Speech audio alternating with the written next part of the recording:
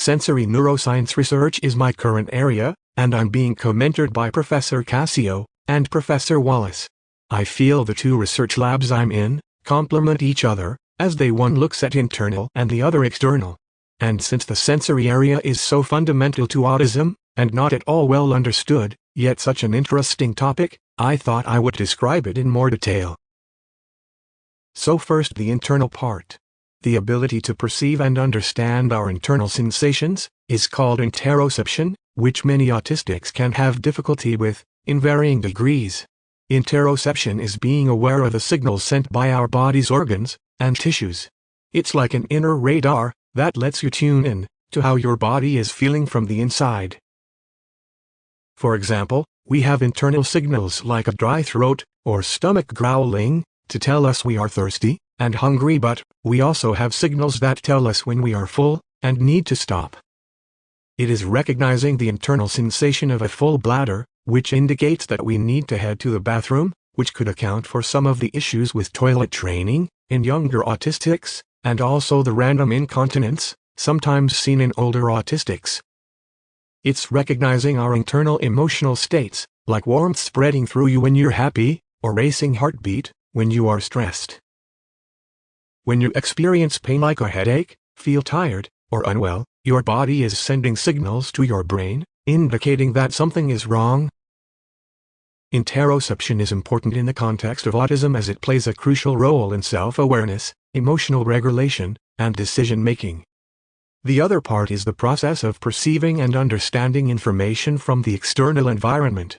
So exteroception involves using your sensory organs, such as eyes, ears, nose, tongue, and skin, to gather information about the world outside your body. Exteroceptive signals come from sources like light, sound, taste, smell, and touch, and they help you understand and interact with the external world. The Wallace Lab looks at the mechanisms of multisensory integration, which is our brain trying to form a comprehensive and coherent understanding of the world by combining all the raw data inputs from different senses. For example, when you eat a pizza, your brain is taking in information from the eyes, ears, nose, tongue, and skin to help you enjoy your pizza as a whole, rather than as a collection of separate sensations.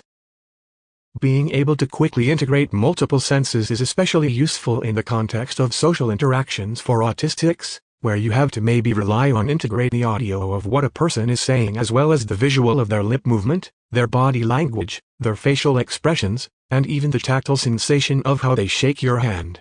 We autistics can experience our external sensory world in both wonderful ways and in ways that absolutely are frustrating, areas we need help with.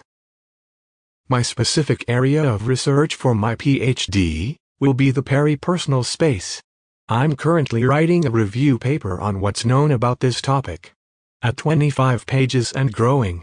This will set the stage for my dissertation, where I will look at PPS in autism, where there is much less research. My research design will make use of some of the cool tech that my lab has, like virtual reality as well as neuroimaging. So what is peripersonal space? To begin, it's important to distinguish between personal space, which we are all more familiar with, and peripersonal space. Personal space is a social construct and the space maintained between two people. Peripersonal space, on the other hand, is a perceptual concept, like an invisible bubble surrounding our body. We tend to think of this as our very own actionable space.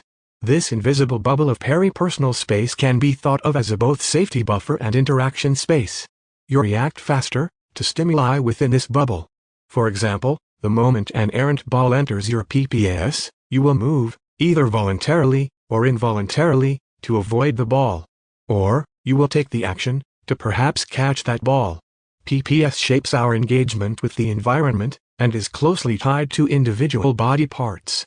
So the PPS of our hand can overlap with the PPS of our arm.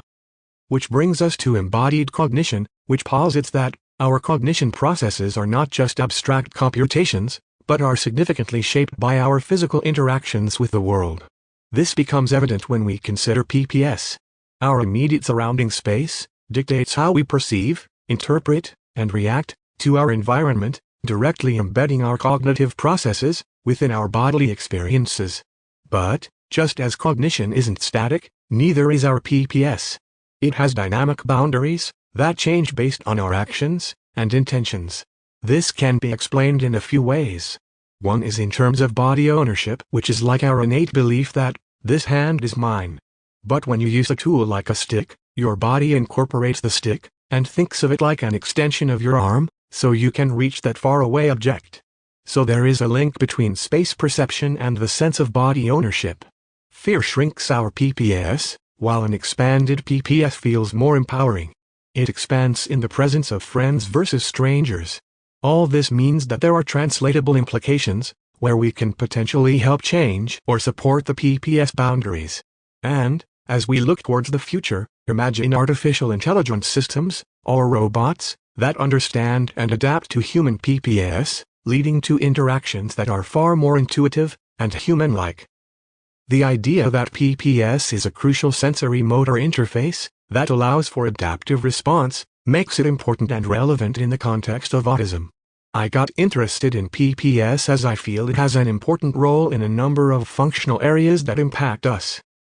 One immediate area is movement, as PPS impacts both our reflexive and our intentional motor actions. Autism often presents movement challenges, from coordination difficulties, to unusual gait patterns, to issues knowing where your body is in space and time. These issues may stem from disruptions in PPS, our sensory representation of space. Interestingly, similar challenges are observed in conditions like Parkinson's, suggesting a common link. PPS also has a role in speech and communication, like perhaps in oral motor planning and execution of speech, in prosody, in turn-taking, and other issues. Ironically, the use of alternative communication technology itself assumes good motor coordination. A small PPS means the autistic may perceive social interactions to be invasive. An expanded PPS may be seen by others as the autistic being too aloof.